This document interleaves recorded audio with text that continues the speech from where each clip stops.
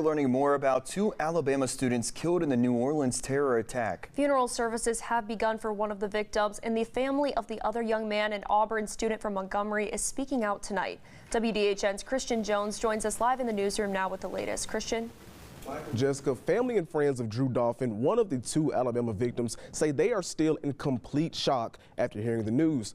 Dolphin was a recent graduate of Auburn University, earning his degree back in 2023. He grew up in Montgomery and graduated from Alabama Christian Academy in 2016 before going on to Auburn. And according to his LinkedIn page, he had been working for Honda in Birmingham ever since graduating from Auburn. He was a supplier process engineer specializing in crisis management. Drew's family has issued a statement saying, "Our family is suffering more than anyone can imagine." Drew lit up every room he entered. His smile was infectious, and he had the best personality. They also say that they will cherish the 26 years they had with him, and raising him will always be one of the greatest joys of their lives. And tonight, Drew's family sharing that he was there that night, ringing in the new year and celebrating with his younger brother, Matthew. He was just a great, very happy, just wonderful kid. Just always fun, prankster.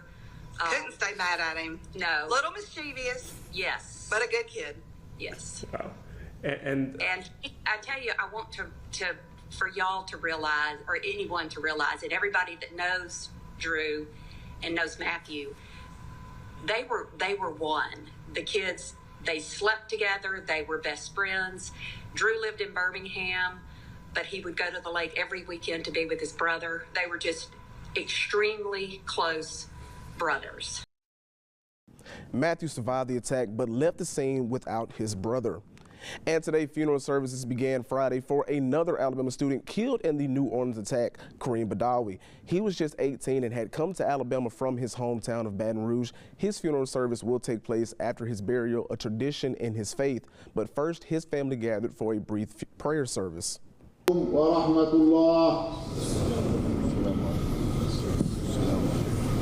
right, that concludes Salatul Janazah, brothers.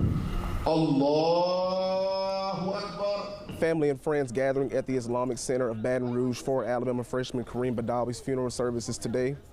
And Kareem's father says his son was in New Orleans celebrating the new year with friends at the time of the attack. University of Alabama President Stuart Bell taking to the university's social media accounts expressing his shared grief and support for Kareem's family and friends.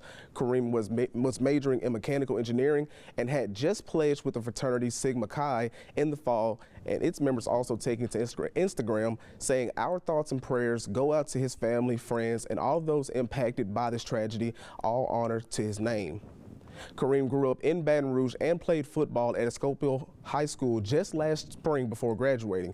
His coach says he was the type of guy who always did the right thing.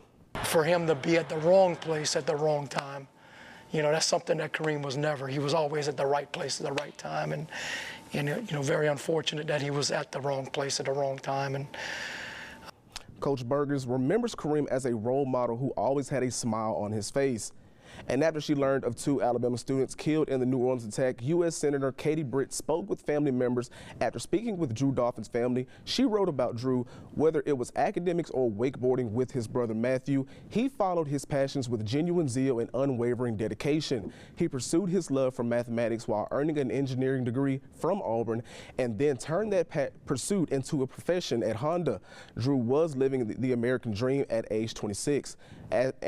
As for Kareem, Britt said he was a devoted son and brother whose gregarious personality constantly brightened the day of those who had the privilege to know him, and would go on to say that Kareem had already cemented himself as an uplifting leader and kind-hearted friend in the Alabama campus community.